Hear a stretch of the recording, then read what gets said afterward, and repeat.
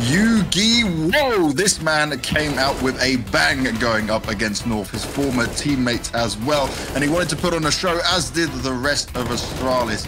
16-4 will be the end scoreline of map 1, but it's North's pick of Vertigo, and it certainly didn't look good for North at all. Okay, Astralis got off to a great start, but they showed no signs of life, and that's the scary part for me here, guys, because I'm feeling like North might have met their match right now.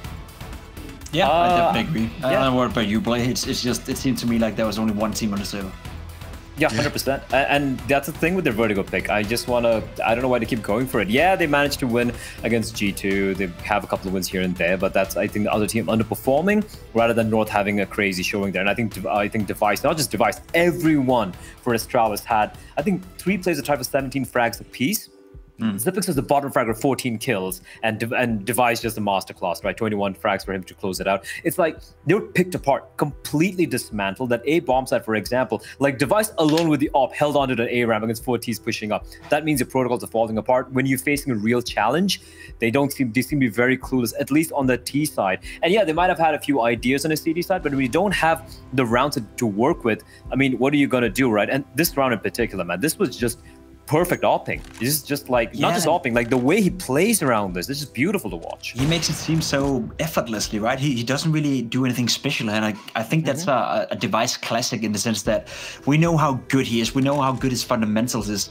Device is not a symbol in the sense that he makes those sick highlight plays. He's not a Kenny S with the AWP. He's just so good with the op, right? He's constantly picking his ankle. He's constantly moving around from the nades. This pickup right here, where he gets a pick with the AWP, dodges 2 flashes.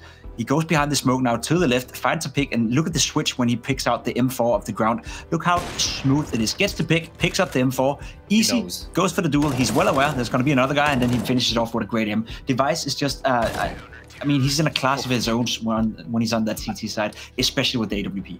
I feel like when it comes to, like you just mentioned, right, he's not a Kenny S or a simple.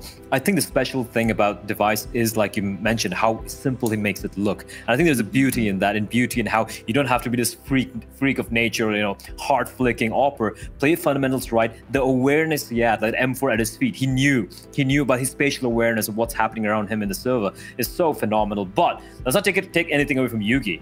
What a showing, especially against his old team. That was very impressive from the young man, considering he wasn't playing with his preferred weapon of choice. It was the rifles, and he did a great job on the CD side.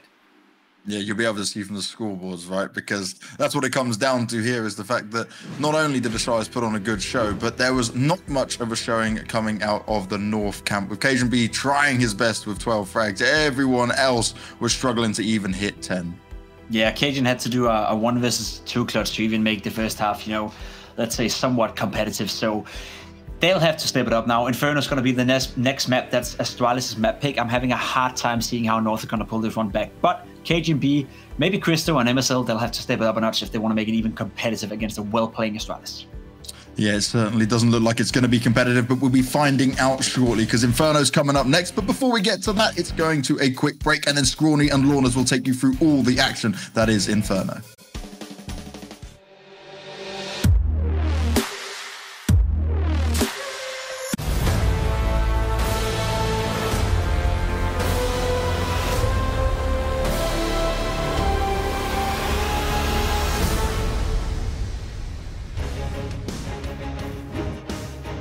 Thank you for your patience, folks. We are back with what will be an exciting second map between Astralis and North. Just yesterday, we saw Astralis take down Heroic here on Inferno. It was a map where Magus took absolute control of the server, and Yugi performed far better than he did in his first debut map. So, seeing as how Yugi played on Vertigo Launder, seeing how Device has been a consistency across both days now, do you believe in the North stonks? I don't, but because it feels like my question mark would have been if does Yugi look comfortable or not? And like, yeah, his stats the other day were not great, but Bled also highlighted that kind of in private that there was like some good plays that he made that made it look like he was really part of the team, which is kind of what they want out of him more than anything else. And I think if he's in that comfort zone, I feel very confident in Astralis. All right, good to know. Well, talking of confidence, look at North in this pistol on the CT side. They decide to go parading down middle, and they are met by a booby trap. A Yugi trap? It was Yeah.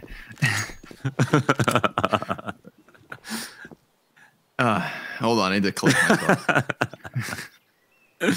Sometimes Yugi's like, you activated my trap card, right? Yeah, there we go. Yeah. All right. Magic cylinder. Magic cylinder returns the damage. Bottomless trap hole. Oh my gosh. I think I got banned in tournament. You can only actually play one. It's a limited card. Right, limited. Yeah. But before we continue to reveal our true nature, let's focus back on Counter-Strike. It is the 3v3. We did get a chance to catch our breath, seeing as, you know, both teams kind of clash at the bottom of mid. Both teams peel off from one another. And now they're throwing utility back over towards Arch. So a smoke grenade to deny any library vision. That bomb goes into the depths of the bomb site real deep. That bomb's planted in the back. Now, obviously, Device keeping his eyes on the potential for an apartments flank, but I think once Zipex sees the numbers coming up short, this should confirm to the T's that maybe Device doesn't have to watch it. But I eat my words, because one goes back and peeks into Boiler, so now they know they're pinched. These counter-terrorists on short are in a real pickle. But luckily, Cajun's grenade kind of alleviates a little bit of pressure here. Gade whips back round, taps into the head of Device. Bombs planted for Zipex, and he gets the diffuser off of it. There is no kit on the play. A 10-second stick. That one frag from Zipex should have, could have, may have been enough. You hold your breath.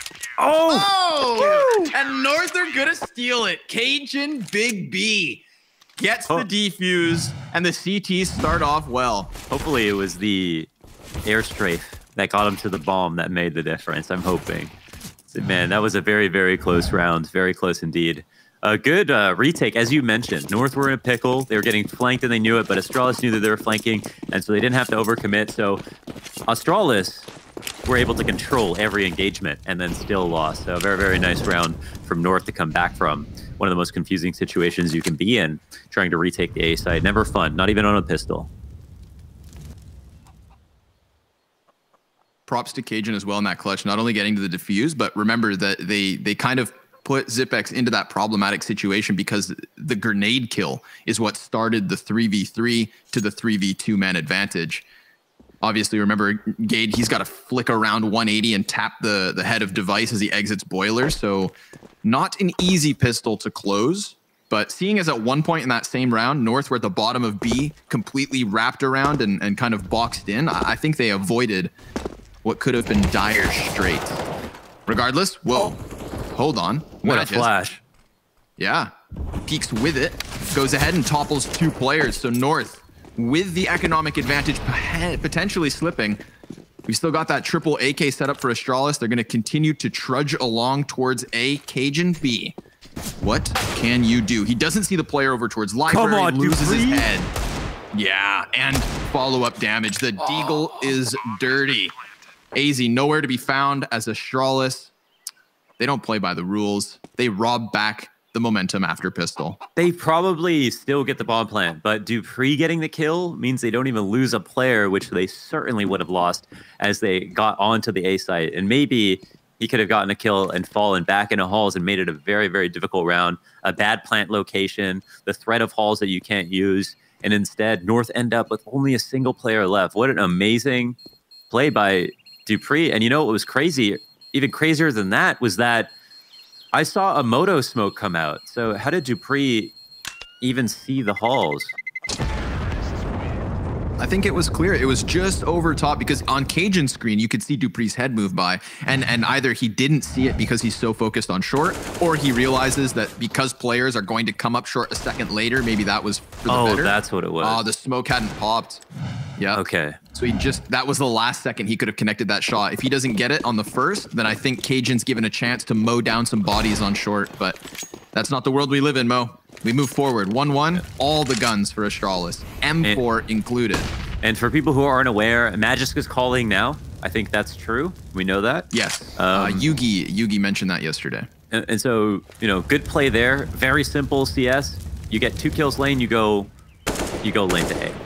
That's it. They had Dupree go to cut off rotators because those guys are late because they were holding deep banana, which was telegraphed by the smoke that came down. And then Dupree knows he can make a ton of progress, and that's why he was able to see halls that quickly. That's why he ran in the first place. Basically skipped out all the angles, Cubby, into CT spawn, in library, and just went to help his teammates. secure the site first and foremost, because they thought there should be at least one more person there. But you really don't want to overcomplicate a situation like that and try to wrap arch with everybody or even go B when the rotates are so far away. Smoke destined for CT spawn. Should allow Device to keep his eyes over on site, but remember, AZ is boosted, and Christu looks to set him up. Pistol tries to push through. That grabs both players' attention, but Magisk will save the day. Denies any kills, as Device is lucky to be standing on 9.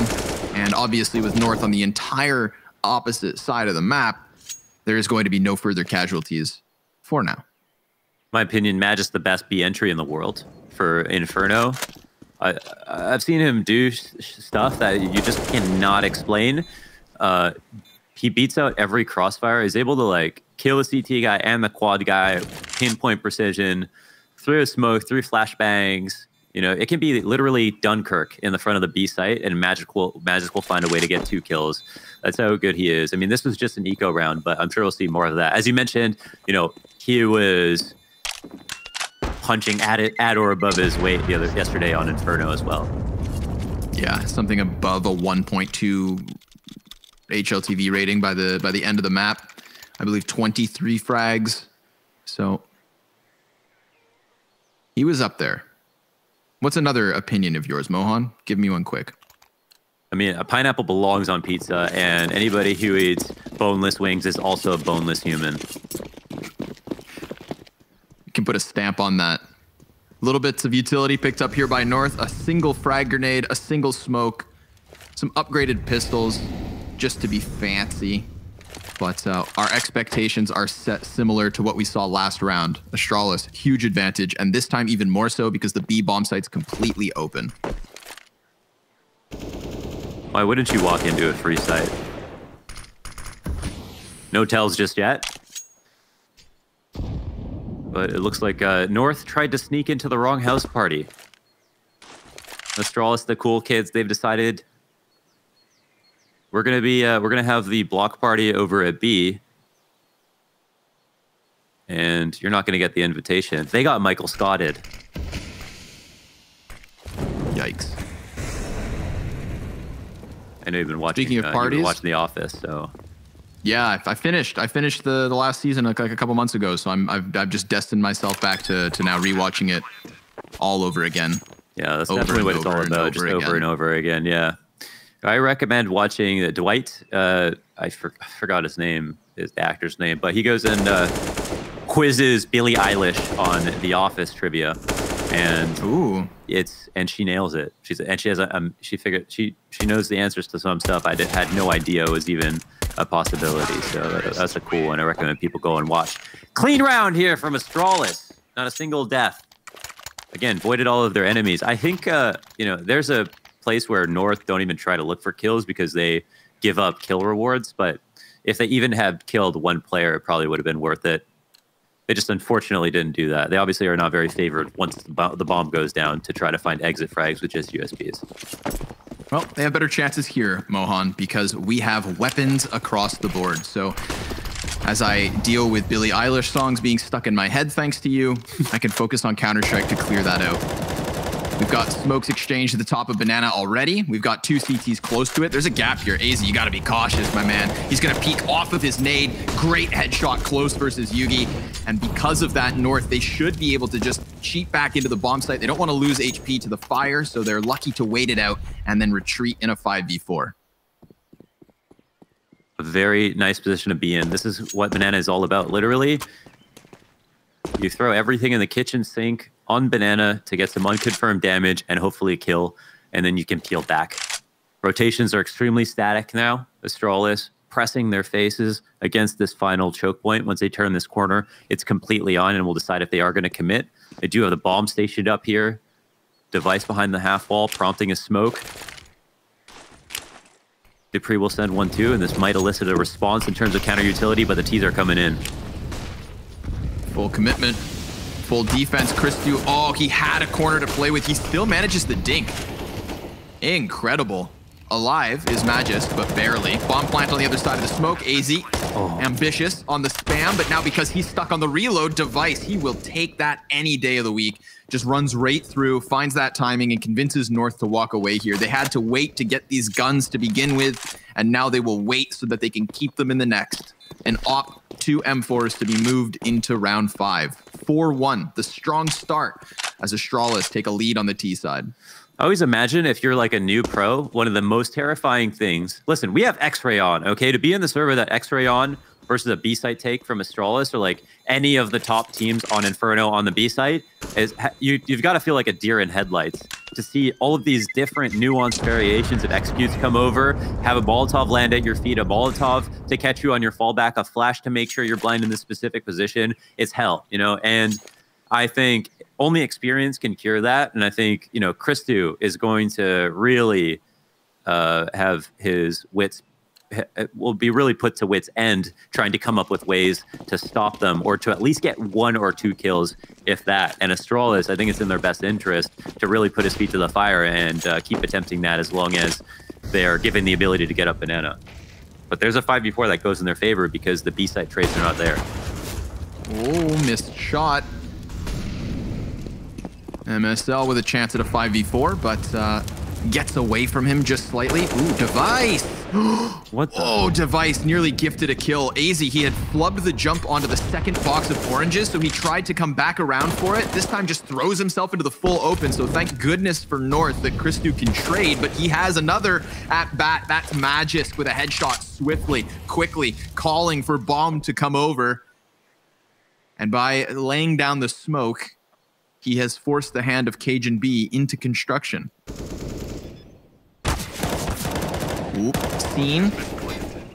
And not swept away, but falling to 50 HP. Cajun's just trying to get himself out of this position. His teammates are so far removed. The bomb is down here on this B site. Don't forget that Dupree is still in the apartment, so these last 2 counter-terrorists could also lose their lives. Look at MSL, haphazardly hopping around the pit. Luckily, he has Gade to save him. And they know, but they know both are there, so Astralis immediately leave the site. And they might actually get to a position in time to try to do some damage. Smartly, North have pulled out to try to take these fights early. That's a good move from MSL. You know, low HP would have definitely died there in the pit. Teaser on the hunt. Gade's in a new position as well. Yugi, does he clear it? Doesn't seem likely. Oh, 1. And... certainly gets traded, yeah. Close. Okay, so we look at the money. That does affect the buy. That could have been a full buy. One person could have half armored if they wanted to. I think they still might try it. Just have a single pistol, or they say for the full buy. Both respectable decisions, of course. You know, you kind of just use your discretion. Nice little love tap to start the rounds. Actually, MSL holds on to the op. I wonder if it would have been not such a bad play to just go ahead and full buy with the rest of your teammates, but the op can still win. You can still win no matter how many guns you have. That's why we played the game. Not every time. It'd be stupid if you'd win every time, but sometimes you can win with the pistols. That's the dream we sell you. That's why you love Counter-Strike. Sorry. It's okay. Little flashbang piece up here towards the top of middle, but there are a lot of pistols trained forward. That's bomb thrown down for a moment. Another attempt here, and oh boy. Astralis starting to throw away a round versus just the pistol players. We said that the op could win the round, Launders. You forgot about that crossfire setup over on A. The pistols prevail. For now, let's not get ahead of ourselves. Still, they will be able to maybe get back into control. Astralis shoulder to shoulder here. Dupree and Zipex versus 4. Okay. What do they do? That's the most curious part. Moto Smoke comes out. Try to isolate the players in the site. They know there's 2. They got to know. Yep. Simple crossfires here. One in the pit. He smoked out and flashed as well. Chance there. Moment. Zipex gets the trade, and they have identified the second player in pit. Yeah, they really want to get that pit player out of here. Gade, he has to just kind of tuck into the depths of the corner. He's calling for the rotation to come in as quick as can be. Dupree trying to look forward, but he gets popped by MSL. Now the op comes into the equation. Zipex on the clutch goes down, and North with a robbery. 1 op, 4 pistols, and a great crossfire on the top of A site to make that one happen. 3 rounds the lead still for Astralis, but giving away a freebie. Yeah, nice shots. There was actually a chance there if Dupree hadn't swung out any wider.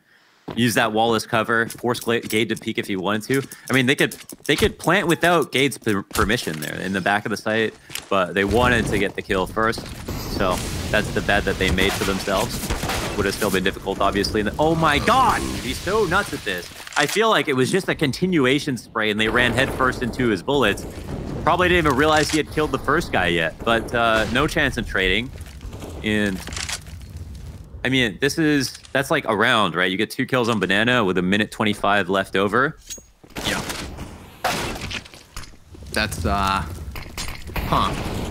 Sorry, guys. We need to readjust ourselves. You know, we're out here telling the story. We're writing the script. We get that pistol round of a robbery that kind of makes things seem a little up in the air, but then, as if it had never happened, Astralis right back in control. Magisk, fiery 2K at the top of Banana there. North, Mohan, what do you make of that egregious aggression as they flood down Banana? You know, before I jump the gun, I would say I would like to look at the nades again, because I think what's important is, like, did they have supporting grenades to allow them to peek properly there, or did something miss? Because it didn't seem like Magisk was threatened at all when they went out for the peek.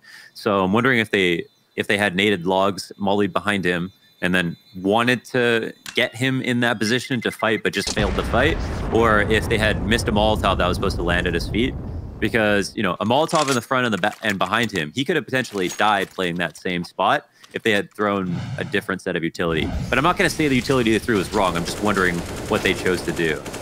Maybe they peeked a bit early as well, before damage had come in or their nades had missed. There's a ton of small things that could have gone wrong. But certainly it's not a bad idea in and of itself to peek down Banana, right? We all know that. It's just, did they use the correct utility to compromise the spots they wanted to, or did something miss? Or did they not have money for a Molotov and then made a bad play? That much I'm not sure. Well, regardless, it's behind us. It is. Come into this one, take a little pause, take a breath, collect ourselves. Everybody stand up, reach for the sky, touch your toes, breathe through the nose. Wow, this is nice because yoga has been closed down, obviously. So now I feel like I'm in my yoga class right now. You are my yogi. I'll tell you who's not relaxed, and that is North, because they are in the server with Astralis. We have the benefit of just being the spectator's eye. North, they're getting rammed by Astralis at the moment. Still, though, back in with a full-fledged purchase. One of the better chances for North. They don't go for the hyper-aggression down Banana, but they are still exchanging grenades at this moment, the minute 15 mark, and they peel back.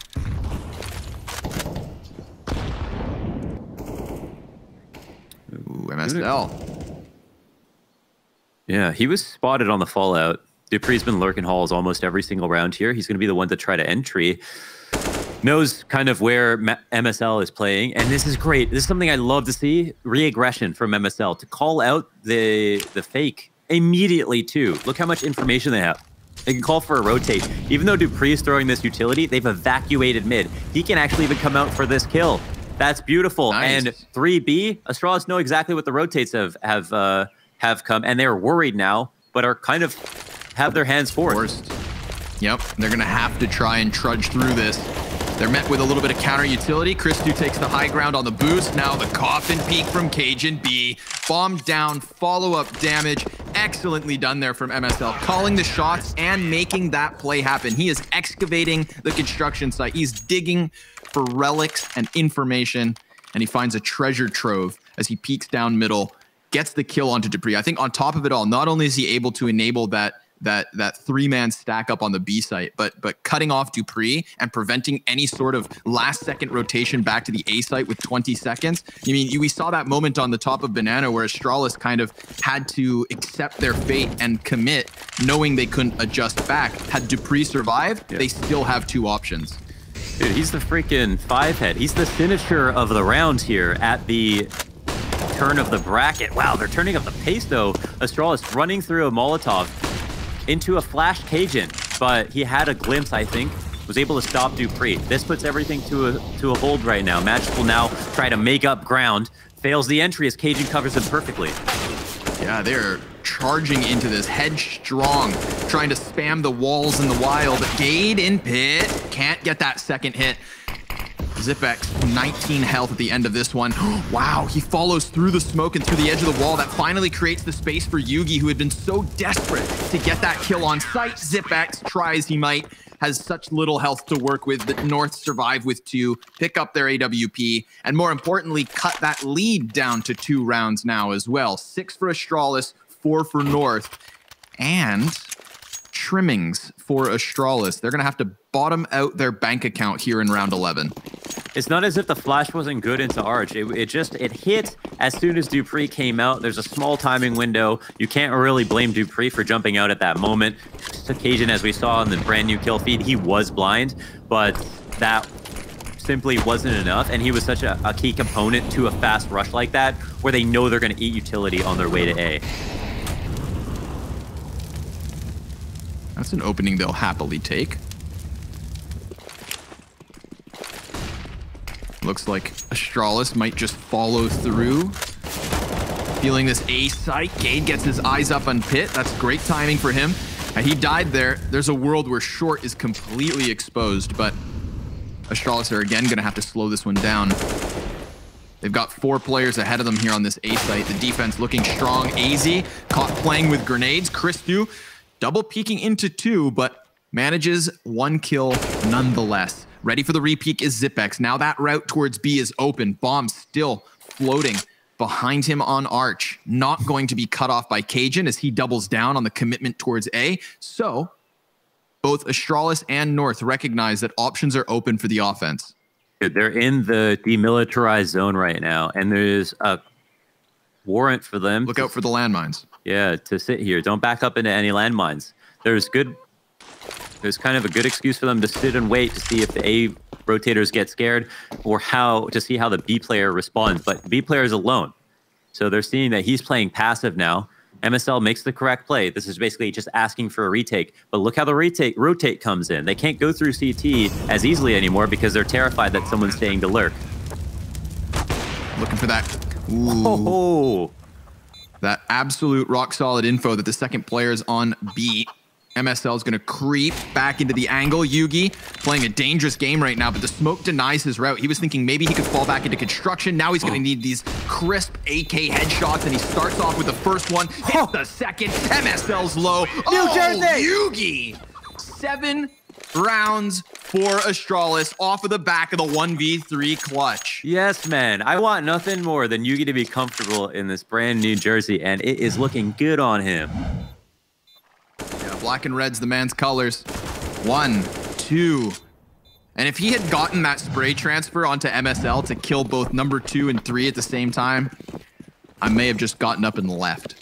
But he goes for the readjustment. MSL low HP, headshot regardless. So just crisp rifle work for Yugi. And if we can say anything about him standing in for Glaive, huge shoes to fill, by the way, for just all of Astralis. Oh, enormous. Clown shoes. Clown shoes. Yeah, it's if cool this guy, to see Yugi succeeding in a role that we don't expect him to be doing. Here's the nickname I want for Yugi if he turns into a superstar on Astralis. I want to call him the New Jersey Devil. All right. Why? If you don't know the reference, that's okay. Don't worry about it. Someone will know. Great hockey team. It's about where we fall flat. That's got to be it. Speaking of which. Oof. The main actor is gone. Little smoke, little flash, little push. Oh, the double oranges. Careful. Careful. No one's checking this. AZ. Plays 3. Nope. Just the second. Dupree able to get his gun back into control. This is going to be costly, perhaps, for Astralis. They've lost that man advantage. They were looking good in the post plant, looking good for the post plant, I should say. And now it's on Zipex and Dupree, but they've cut down the numbers 2 to 2. MSL again with that op coming in from Banana side. So Yugi pulled it off last round. This time it's up to Dupree. He is committed on the back of Dark all the way in the depths. He welcomes North to get their feet onto the bomb site. He hears them moving forward. He's been confirmed. MSL throws himself into the stream of gunfire, but no problem. North trade, North defuse, and North take 5.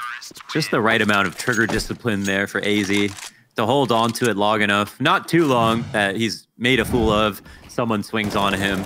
Just long enough that he gets spotted, but lets them cross in. Has a player going for the defuse as well. Nicely done. And the extra damage as well on the bomb planter, even though he doesn't kill him. It's worth its weight in gold. So overall, nice hold. And that's a spot of sunshine they've needed at the B site in specific. So Astralis have had a great time entering on this part of the map. Oh, okay. Rec 9 knocks down... Hi. Oh my god. Nice to meet you. See you never. Poor Magus. Pulling one out of nowhere. Yugi follows suit, and just like that, another round. I mean, okay, the Tech 9's back. We've all confirmed this. Everybody go equip it now. Rip CZ. I feel like this is how I play when I have an Uber Eats delivery downstairs. Yeah. They are moving apparently so Astralis quick. have places to be. Yeah, they are not wasting any time at all. All right. That one kind of comes out of nowhere, too. I didn't expect such a pace, but I mean, we saw the tools that they were working with, limited purchases for Astralis, so... I feel like since Dad's not home, they're like calling super quick. You know, Yeah. like they're having so much fun with it. They're jumping on the beds. Glade's probably making couch somewhere. forts. Glade's probably somewhere watching this, shaking his head, going, "Oh, I wish that didn't work." Yeah. He's gonna come back to a whole new Astralis. Actually, I hope, seriously, that Glaive is nowhere near Counter-Strike at the moment and that he is enjoying his first few days off. Yeah, take your We all time, know he's man. worked hard for it, man. You already beat the game. Take as much time as you need.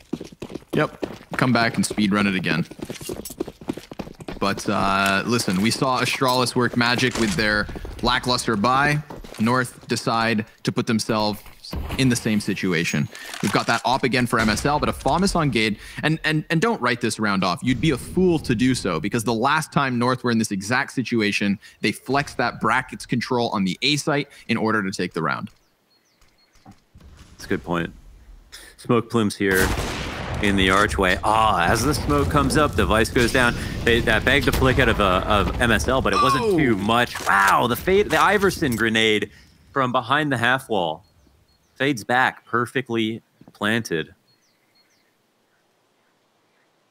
Christu's in the corner.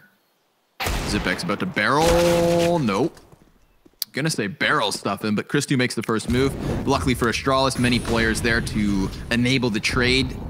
But can Gade come up big? He decides to get curious in the apartments, and that one's going to cost him. Dupree, crisp headshots, and that's all they needed. The kind of final nail in the coffin at that A bomb site. Plants theirs. It's all theirs. That's a 9th for Astralis on the offense. Dude, time to kill is so hiding. low. It's kind of like when... And, you know, you watch your share of fights, right? Like UFC and stuff, you know, finding a sparring opponent that is as good. Like if you have to fight John, obviously freaking cheater, but, you know, if you have to fight someone as good as him, you have to find opponent that can match up to them to get proper practice. And if you like, look at the time to kill on top of the fact that they're Astralis with all the strategy and fixins as well.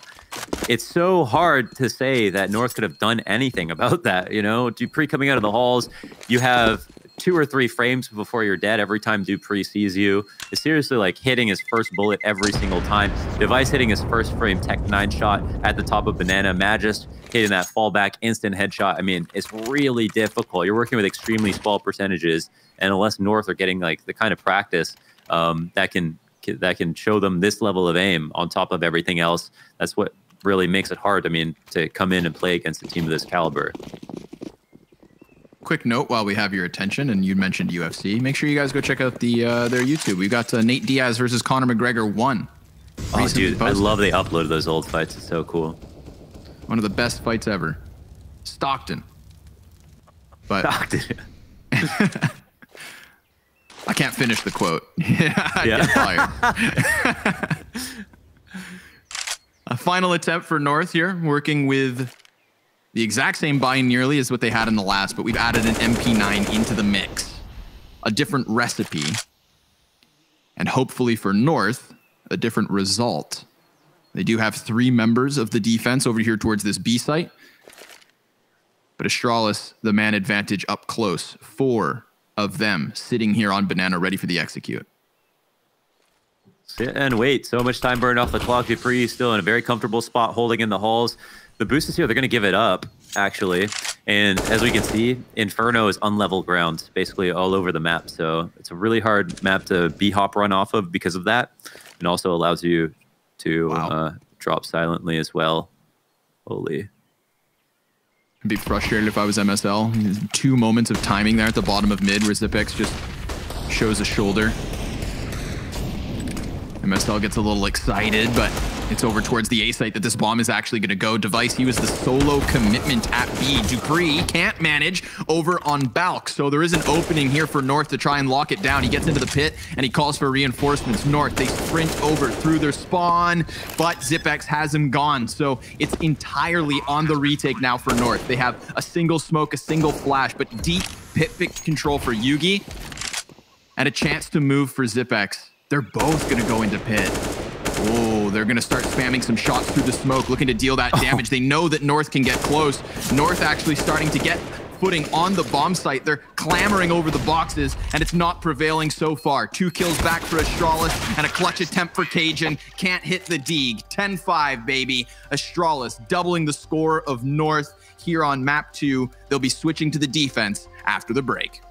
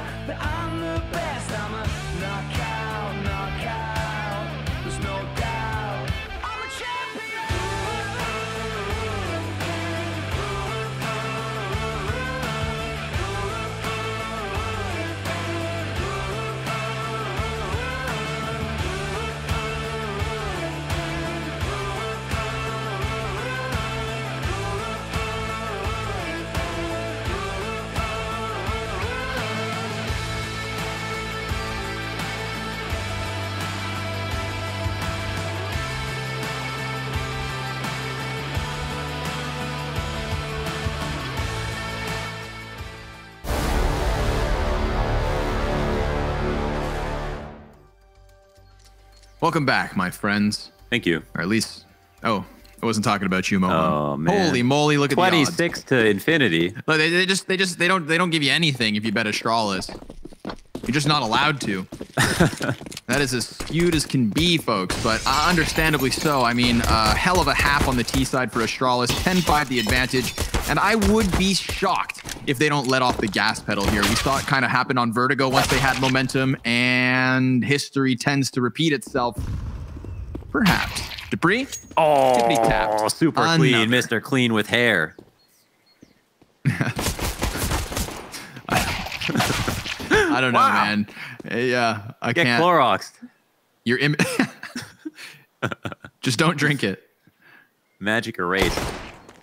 Ooh, another one. I just love pistol rounds because we get these one-tap headshots. I know, right? You know, Why do people buy body armor? All these. there's all the kills you're going for. A lot of talk that around the economy and the nature of Counter-Strike's rounds now, and how we have more gun rounds, et cetera, et cetera.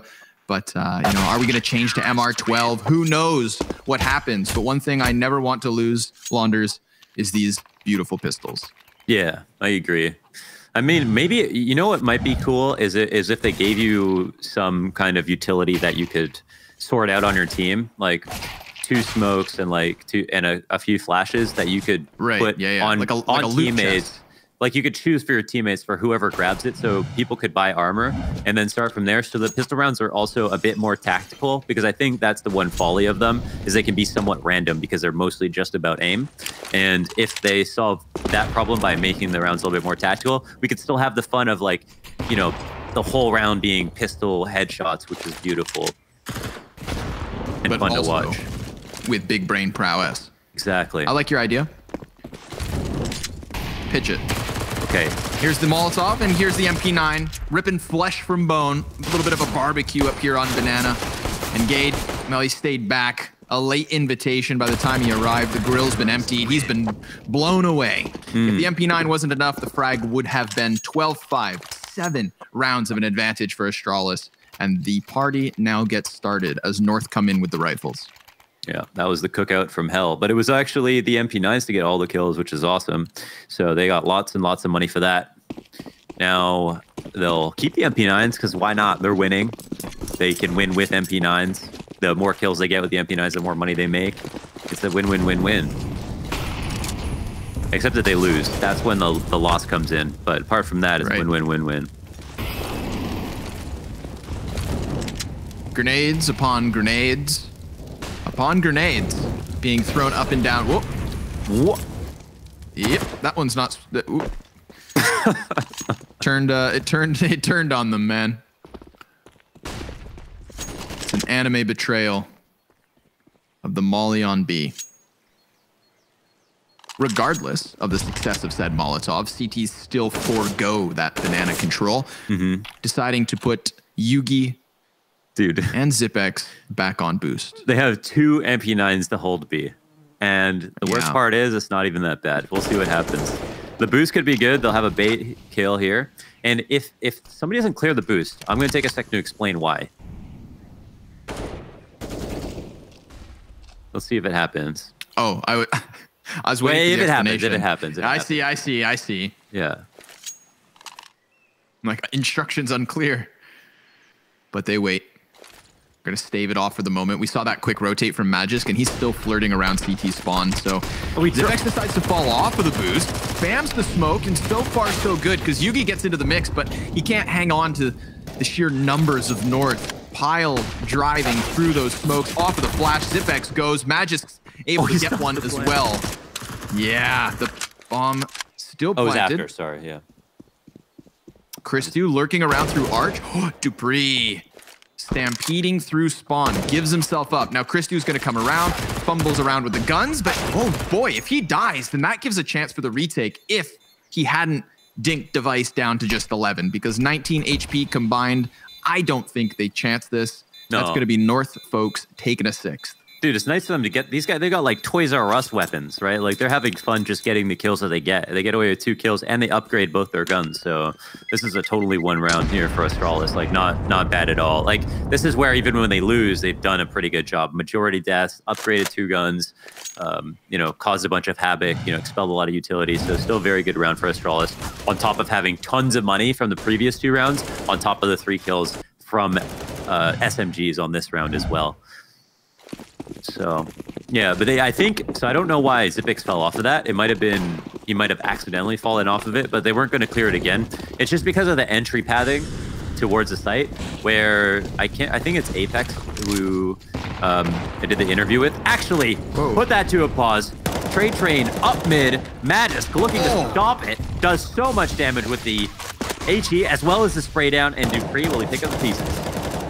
Well, he's trying to do that damage. He's got those players both wrapping and peeking up in front. Zip. What? What? Yo! That was some Shroud versus Netcode guys type stuff. How is ZipX 22-9? Where did that third kill? Did he just tap through? Yeah. Oh, I see. Oh, I see. I think he was. Okay, first of all, I think if no one's standing in front, he gets the headshot on Glaive, which makes the shot as equally impressive. But then someone on top of that swings into the site who has like 22 HP and dies. Yeah. As Still collateral damage as well. Yeah. Wild. This is just, I mean, that's just absolute tomfoolery. Shenanigans, riffraff. It's all just wild. And Astralis, fueled by ZipX and his godlike endeavors, just decides to charge down middle and destroy North. Any hope they had of making something happen with those Glocks taken away from them, Launders. Yeah. I feel like this is a situation where I want Astralis' content team to make ZipX do a 2C slide so that I can have that GIF to use as a reaction to him having a round like that. How? He just... Both of them. Like, at that point, it's just unfair. But, yeah. A tough pill to swallow for North. They're kind of gagging on it at the moment, but at least they've come back in with a bye. So, I mean, if there was any resetting afforded to them after that kind of a moment, well, it was a short chance to catch their breath because of the nature of the eco, but they're back into the gun round. So it's all in the past. We have to put it behind us. As much as I want to dwell on it and replay it in my mind's eye, I look forward to new horizons because ZipX is at bat yet again, and he's being challenged here on Arch side. Already 3 players have managed their way past middle, but they've decided to double back. There is no commitment and no need to do so. 50 seconds remain. Looked like there was about to be some animals crossing, but they actually do come back. Maybe want to try it again. Not a bad idea. Losing the guy bottom mid plus knowing devices here, holding this long angle, and you want to save some of this utility for your execute. You probably all you want to do is get device back on the site, and then not really go B after that. So Astralis can't rotate too heavily. They probably don't need to as well. Still unfavored situation here for North, but they've got enough nades at least for A. Dupree is going to stay tucked in the hidey hole. He pops up with Magus, both of which taking duels. Poor Christu, he's plucked from the skies. Everybody seems to have died. Gade can't find any further footing. Astralis on 15, 4 survivors here. I mean, a CT side that's looked just as commandeering as that first offensive half of theirs. They've been in control for the entirety of this series. If you guys are just tuning in, what you're watching now has been the tail of the tape for this entire BO3. Astralis a step ahead of North, as they have been, seeing as they've not lost a map to this roster, this organization, since 2017. Yeah, it feels like we've only had like 40 some odd rounds, and the last time they played was in, I think, like 2019, so I don't even know which is. I mean, they've been pretty consistent overall. There's a period in there where they may have slipped a bit, but there's not really a version of Astralis between then and now that you would want to have played if you're North. But yeah, clearly Astralis looks super good. Super good. Final attempt perhaps here, folks. It's the A site yet again. Dupree's going to lay down that smoke. It's followed by a flashbang, so that kind of stutter steps their drop into the pit. Great spam damage. Poor Gade hasn't even seen anything, doesn't know where he is. Yeah, and Christu, he's going to try to jump up over pit, right into the lying wait. They can't find the doorway, dude. They're trying. Oh my goodness. Knock, knock. Who's there? Not North. Door stuck. That's the joke. And they have been turned away. So if they already struggled to find anything to happen over here on this A site, I think this one round kind of, well, it's a good analogy for just what has been this series. Stuck at the door frame, struggling to get 1 foot through. Cajun B will attempt his best, charging at the smoke, swapping weapons. He's kind of lost inside of it, and ZipX, you can smell him breathing down their necks, trying to get this AK to connect. But he has to wait because bomb's been planted. It's still the 4v3. He's toying around the corners of construction. He's going to get rushed. I like the initiative here from North, trying to go on the offensive here, trying to keep the CTs uncomfortable in their retake attempt, but they throw forward their flash. MSL, 100 health. The last player with such HP comes swinging out from pit. He takes down 2, just needs the last for the 1v3 clutch. He's going to tap that bomb. Magisk, he's in the process of sticking it, and he is peeled away. North still alive for now. Well, they don't look overly enthusiastic, but why should they be? You know, they just barely closed that out, and they've got a long way to go. But still, very nice round here from MSL, looking super clean with an MP7 of all guns. And yeah, they almost, that's kind of interesting how they like came back to be. I almost forgot what happened in the beginning of the round, but we already have to move into the next one because North want to move just as fast as Astralis do. Out onto Banana. Device does not want to peek into that Molotov. It looked like they were attempting to go for very aggressive Banana control. Correct Molotov from North in response to deny it up at Car. Christu gets a nice Mac 10 kill up in Halls, and Device is already down low.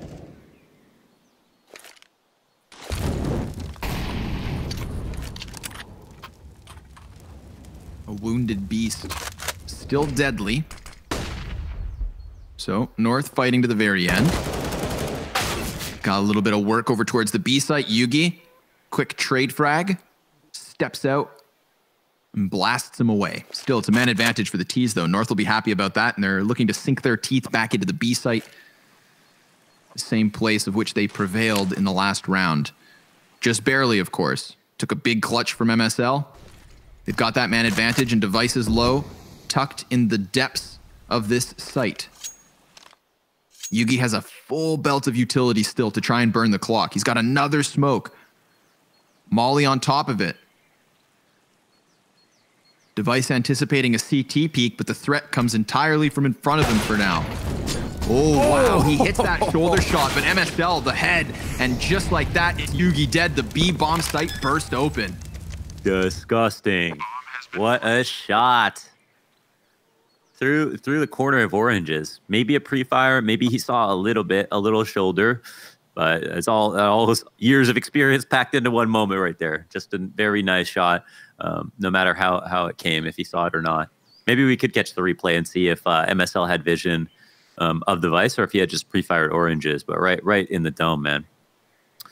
Right in the dome.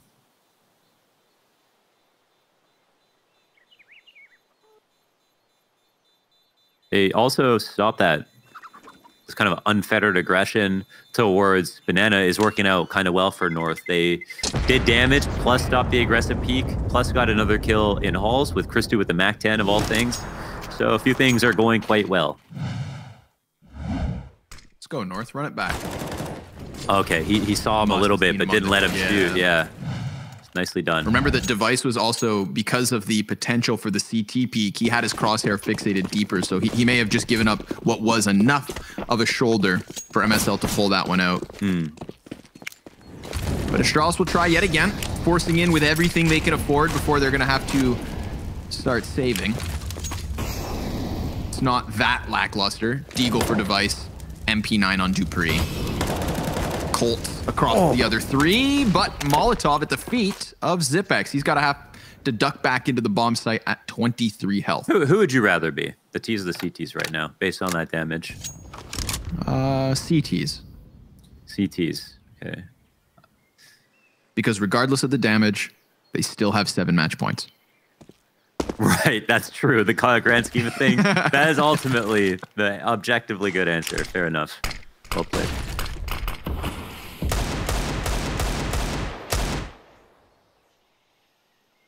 North chilling. Waiting to serve it real cold. Trying to catch Astralis making mistakes. That's one of the most difficult things to do in Counter-Strike. But like you said earlier, you know, Dad's not home, Glave's not here, so maybe this increases. Actually, I take that back. Zonic's still behind them, I'm sure.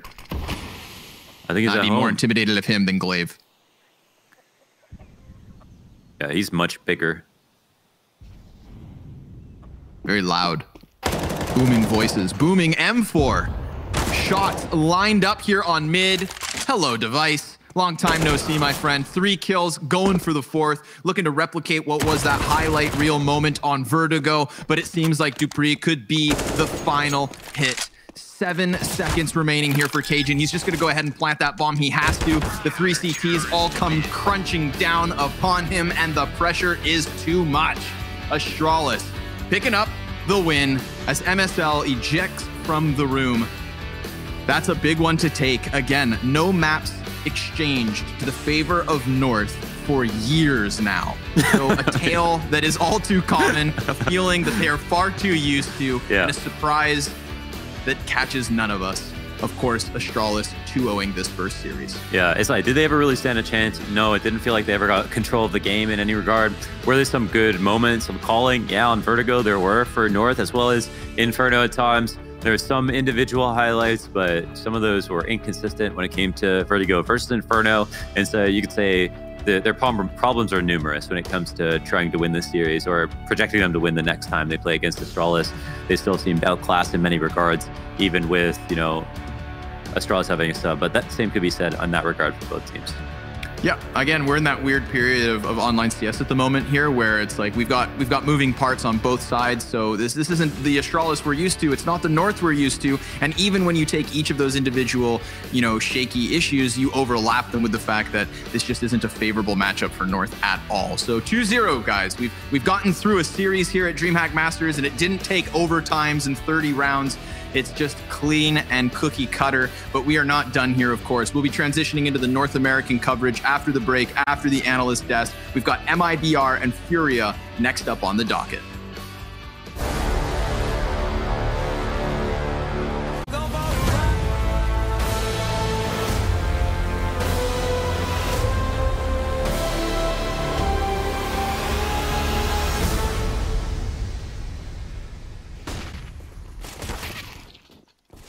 12 rounds is all that North are able to achieve across the 2 maps we saw here as Astralis take the series in a convincing fashion. And Yugi, well, he was able to put the hurt on his old teammates here, and he came up with skill across both maps there, showing us what he can do and showing us why he deserves a spot on a top team.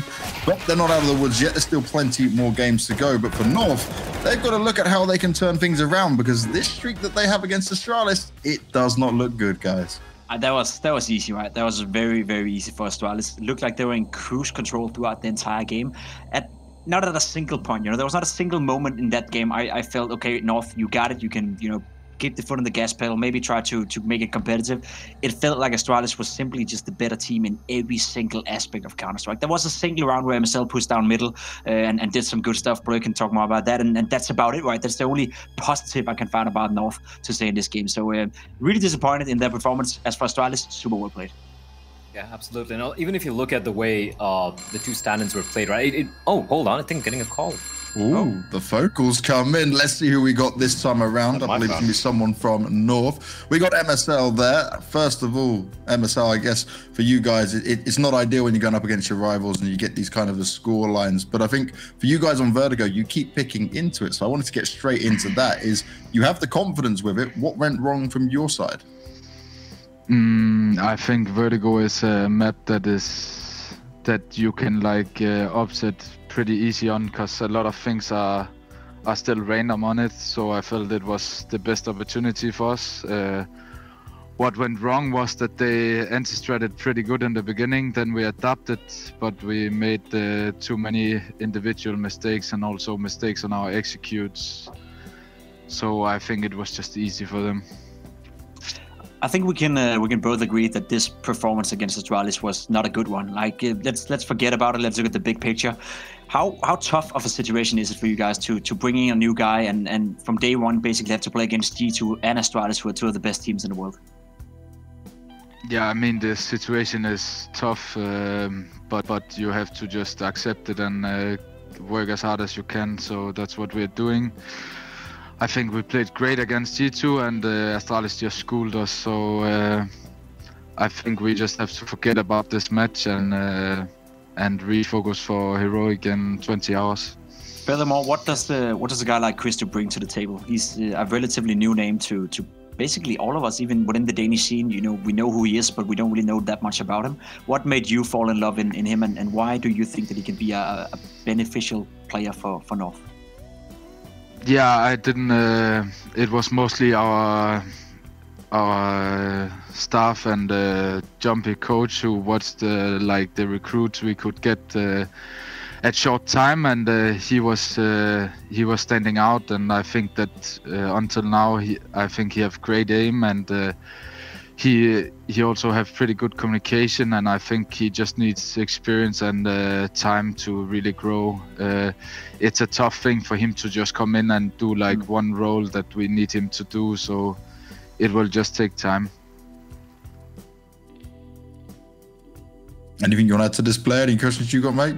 Well, I mean, I did have the one question with regards to what you just answered right now. It's like, you know, Christoph coming in, and you did have, like, I think Cajun mentioned yesterday how you guys are trying to, you know, fit him into the role that he needs to play in the team, rather than giving him the freedom to kind of, you know, grow on his own and have a little bit more space and feel a little bit more comfortable. You know, is that something, like, obviously I don't think any of us are really aware when Kirby is going to be coming back into the fold as a main fifth player, but looking at it from a long-term perspective for the team, do you think it would perhaps just an idea here, might be better to like make him grow on his own, give him a little bit more space instead of fitting him into a role, which, let's be honest, he's never played at this level before, right? So what are your thoughts on that? I think in general all teams have pretty structured tactics and systems, so it's not like you can just say you can just do this. I think it's mostly about him fitting into our system and performing in that. And I think it's rather easy to get into our system. It just takes time to learn all the tactics and get comfortable. So it will just take like 2 to 3 weeks before he feels comfortable and also can come up with some plans himself in the role, because he have the lurker role right now, and sometimes you need to read the game and find the hole, and he did that sometimes today. So I think it's gonna come more and more, and yeah, I mean, today was very bad, but we played good against G2, so it's just about keeping heads high and play good against Heroic Just tomorrow. a quick question for you personally, MSL. You getting, dare I say, a second chance in North, you know, it's been a roller coaster of a beginning. How do you feel you're progressing with the team? Are you happy being back in Copenhagen, and do you think you're on the right path, or is it still a little bit of a roller coaster you're on right now? I mean, it is a roller coaster. I think it's a roller coaster for most teams. I think that the project is really good. Like, I think the people, the performance manager really helps us a lot, and I think Jumpy is a great coach. So for me, like, I think we tactically and strategically have a very, very solid foundation for the future, and then it's just about improving a lot individually, everyone. All right. Well, MSL, thank you very much for your time. We'll let you get ready for your match that's going to be up against Heroic next time around. Best of luck for that, mate. Thank you. So some interesting words, and obviously it's a very tough defeat. It's always at the hands of Astralis. It's their biggest rivals when it comes to it, but you can almost see there, like, his disappointment was 100% showing. Yeah, it's kind of obvious, right? Losing in that fashion, especially in a map pick, is going to be disappointing. But also, it's not easy. I mean, you got to give them a little bit of slack. You got to cut them a little bit of slack in the scenario, because bear in mind, you know, you had Jumpy playing for them. He had a hero performance, right, in the road to Rio. But then he's a coach. He already knows the system. He knows where to slot himself in. He knows what to do. And Crystal, this is a kid who's never played anywhere close to this level. And you're like, all right, do what Kirby does. Or, you know, do whatever Jumpy was doing. He can't. He has to learn everything on the fly. And guess what? His first opponents are teams like Astralis, like G2. It's never going to be easy. And in fact, they won against G2 yesterday. So I'm still going to give them a little bit more time. And I agree with MSL. Right now, winning is priority rather than trying to grow a young player. I don't blame him. It's a hard decision to make. You don't have the freedom with Astralis does, because for Astralis, they're champions. They're the best team in the world right now. They're allowed the freedom to, you know, maybe lose a few games, play a little loose here and there, allow Yugi to feel more comfortable, while North does not have that freedom. So it's tough to fill those shoes at the moment. I think MSL is just doing what the best he can right now. Yeah, and I think that's what he's got to do, right? Work with the pieces he has. But for Astralis, they managed to stand strong still, right? They dealt with Heroic yesterday. They looked even better today, which is impressive when you're going up against North, who, when you look at it, you say, okay, North have a bit more in the tank than maybe what Heroic can show there. So I feel like even with Yugi coming in, we're not really missing much from Astralis here. It just seems like the same old thing that we saw back at Rio. Yeah, I think you're right, and I think that's impressive that Astralis already now, within a few days is playing, I guess, as good as they were with Glaive. We still need to see Astralis getting pressured by some of the top-tier teams out there. With all the respect, right? They played against Heroic, they played against North. First and foremost, domestic lineups, domestic matches. They're always their own game, sort of, within the game. All these players know each other pretty well. All of them are ex-teammates and so forth. So I think we can sort of like leave them out of the equation. We get to see Astralis playing G2 tomorrow. Yes, G2 is not playing well right now, but still it is G2 against Astralis, a top-tier opponent. And then, of course, we most likely will see Astralis go far in this tournament and get to see them being pressured by some of the best European teams in the world. And that's why I want to see Yugi do well. That's why I want to see Magix as well, being the in-game leader that we potentially think he can be for Astralis, but we still need to see it against some of the better opponents out there. With all due respect to North and Heroic, they're simply not up there yet. And we were having our discussion between all of us, right, while this was going on, while we were watching the game, that Yugi on his previous teams, he didn't live up to the hype. He didn't show us what kind of he was supposed to be. But do we think Astralis has now actually found the way to use him correctly and fit him into a system here that maybe other teams didn't do? I think it's a little too early to call that out. I think Pimp puts a very good point across. The fact that their opponents they face so far, Heroic and North, aren't really at that level yet. I mean, these are the teams that Yugi has played with and against in the past. Yeah. So he's going to feel more comfortable, right? Tomorrow against G2, I agree. We might see G2 just, free-flowing, Hunter next to everyone popping off. That's when Yugi's going to get tested. However, this is a great opportunity for Yugi as a player, as an individual, as a member of the Astralis 7-man lineup they have here, that he could prove that, hey, maybe I've had a rough time in the past, long patches of not really having good performances, but that wasn't only me. It was because of the system or maybe the team or the structure or the in-game leaders, but given a good team.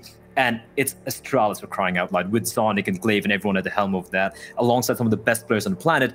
I can still, I can do what I promised to do a few years back. I think that's a good way for him to kind of redeem himself. So yeah. Ooh.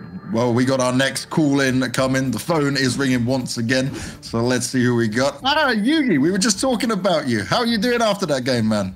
I'm doing really great. Thank you. Now, you obviously have to come in, fill some very big boots in Glaive, and it's very last minute. But did you feel straight at home? Because it seems like you are playing very well within this lineup. Oh, sorry? Do you feel like you kind of fit in straight away here as you've come into Astralis? Yeah, it's kind of difficult because I'm playing some new roles, and yeah, I'm just trying to learn day by day. I kind of want to touch upon a few of those roles, because when you look at Astralis and when you look at you, at least in the history, you used to be super good with the AWP, and that's where your main force is. We didn't see you AWP that much today, but you did super well with the rifles. Is that something you've been working on during the down period, or is it just, a new role for you that you're trying to adapt to? I have been working on my rifle, yeah, my entire game. Yeah, and yeah. Especially when I was out, I was playing a lot rifle to get more hybrid, and yeah. Yeah, I think we could see that today, right? It went pretty well. Do you feel that you're like getting back to your regular shape, per se, right? When you're out for 5 or 6 months, I tried it myself. Communication, may seem a little bit difficult. All that kind of stuff, is it coming quickly to you, or do you still feel that you're a little bit rusty in some areas of the game still? Of course, you are getting rusty with the communication wise, but yeah, it comes quickly to me, I think. So yeah. How much time did you have to really work with the team? Because obviously they were busy playing Road to Rio with Glaive, and it was like very suddenly announced. How much time did prep time was there for you to coming into this event? Not a lot of time. We had a couple of days practice, so yeah, not much time. Okay. Well, you're doing well with not much practice in there. So you've taken down North, you've taken down Heroic. Does it feel good, though, being able to take down your former teammates there? Do you feel like a little bit of pride, a little bit more oomph in the wins? No, I'm not think that way. I'm just glad for our victories the last days here. So, yeah, it's just yeah, a match like any other match. Yeah, exactly. Yeah. Now you got G2 as your next opponents in that one. Probably the toughest challenge in that. Would you say they are the toughest challenge out of the group for you guys? Right now, I would say so. Yeah. And how do you feel going into that matchup? Do you feel just as confident? Do you think it's going to be another 2-0? Because you guys are definitely smashing it. Let's see. You don't want to give anything away yet. I got a final question for you, buddy. Yeah. We saw you in 2016, 2017, I believe it was. You were pretty much amazing, right? I remember playing against you and thinking, all right, we got the next new device. Are we gonna see that Yugi back on the server at some point during 2020, or do you think that you have to? Do you think you have to change as a player? Do you think you have to be more hybrid, or can we still see the Yugi with the AWP go absolutely mad shit crazy and just beat everyone? Yeah, as I said, I'm just trying to work on my own game, and right now it's not the AWP, but yeah, we are playing a lot of double AWP, and yeah, I'm sure it will come to me. I just need confidence, and I think I have got it back. So yeah, perfect. So that's a yes, James. Yeah. Yugi, thank you very much for your time there, and good luck going on to your next game as well. Appreciate your time, mate. Thank you. So some honest answers coming out there from Yugi, and it's an interesting change for him there, but especially what you mentioned, Pimp, right? You're out of it, you then come into playing more of a rifle role, and it is interesting to see how his development will go, and if there's ever a position where, say, Device needs to take some time out, does Yugi then be able to fit that AWP role and come out as a star player? There's a lot of questions around all of this. I don't know about you, Blay, but that's what I want to see, right? I don't want to see Device take a break. You know, it'd be nice to see Device keep playing. But if he does need a break, I want to see Yugi pick up that AWP, and I want to see him showing us that he can still do the same things he did in 2016, 2017, when everyone, including myself in Denmark, said that that's going to be the next new Device. That's going to be the best AWP player, not only in Denmark, but in the world at some point. We haven't seen it for quite some time, but if he gets that chance in Astralis, I want to see him take it, and I want to see him own it up with AWP. I agree with you, and when Yugi was announced as, like, you know, the 7th player after Tag, many questions were raised, like, he hasn't done much in a long time, he hasn't achieved much, etc, etc, etc. For me, it was more like, okay, they're looking for, you know, a lineup of 7, 8, 9 players maybe to replace some of the star players. Device being the primary opera, him not being available, that is a big blow to, you know, the style the Astralis like to play towards. So that's what I looked at it as, like Yugi coming into slot with Device, and obviously, you know, Glaive, due to him taking a break because of his reasons, I felt it was a little unfortunate for Yugi that, oh no, he can't really shine in the role that he was born to play.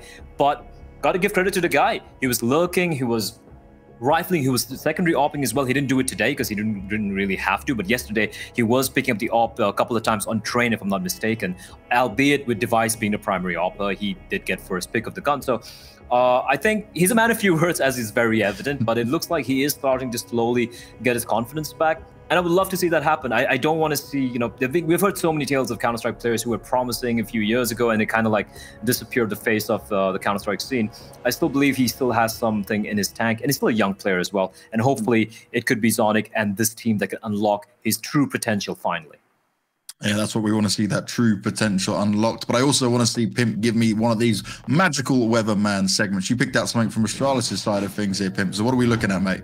Yeah, we're looking at the round 5-1 for Astralis. I just wanted to try to find something that wasn't perfect for Astralis in this game, and that's pretty tough. Now, we have a situation here where the entirety of Astralis is moving up towards Banana. Now, if we play out the clip, we can see they're putting on a lot of pressure towards MSL standing up right here. He's the only one with an AWP, the only one with a gun. And this is to showcase you guys that this is maybe the new Astralis, right? The Astralis that is going to make a few mistakes that some of the top teams are going to make. Because what's happening now is that the entirety of Astralis is going to move back towards middle, and they're going to run up towards a stack right here. I don't know about you, Blay. I don't know about you, James, but when was the last time you saw Astralis actually go into a trap like this and run up to a stack? I'm not going to say necessarily that it's Magic Boy's fault, but we can see it right here. There's an entire stack up here. Astralis is going to go up, and it's going to be a 4 versus 2 situation. I think we got the clip as well in just a second where we can see how it goes wrong for them. Astralis is the team that prides themselves to be the smartest in the world, and they are the smartest team in the world. And Magic Boy is definitely a smart player, but there's a difference between being the best in-game leader in the world and just being okay at the job. And I think that's one of the few weaknesses we potentially could see with Astralis for the future. That being said, though, nobody is perfect. It could be, you know, wrong information. It could be a coincidence, but this is the first time in a very long time I've seen Astralis actually walk up to a stack. Normally, very good at finding the information, very good at taking the right decisions. This time around, though, there was a little bit of a mistake being made here by Magix or by the Astralis team. Yeah, that's one thing we saw on yesterday as well, James. It was on Inferno on the T side again, where there was so many moments where we were just like looking at it, we're like, hey, if Glaive was here, these calls would potentially have been different. It's a little different style of Astralis, which means that they have to make up for it with some explosive individual performances, which we saw from everyone, Magisk, Device. We did. It's kind of crazy. When the stats fail, they still can out-aim almost every team in the world. They're a very scary team, man. I mean, you should be very proud. You're a Dane and all that. Yeah. He's loving it, right? All the Danes in this group as well. But let's have a look at how this group is going down and where the standings are sat at the moment for everyone. Because Group A is looking pretty good for Astralis so far. Only G2 to overcome yet. But Heroic, they've come close, but it's yet so far for these guys. And that's a big problem for them, right? Because they've actually been playing pretty well. I think the performance against Astralis yesterday was okay. The one against G2 today, I think we can all agree Heroic should have won that match. I don't know what the hell happened on Mirage. I don't know how the hell G2 got away with it. But that's their new specialty, right? G2, as I said, during the very first segment yesterday, coming into the very first game they played in this tournament, they somehow get away winning matches without playing well. And that's G2 for you right now. So tomorrow when we see Astralis versus G2, Astralis huge favorites, whereas for North versus Heroic, that's a match that could go both ways. I think Heroic has actually played better than North have so far in this tournament, but they just haven't had the results going with them.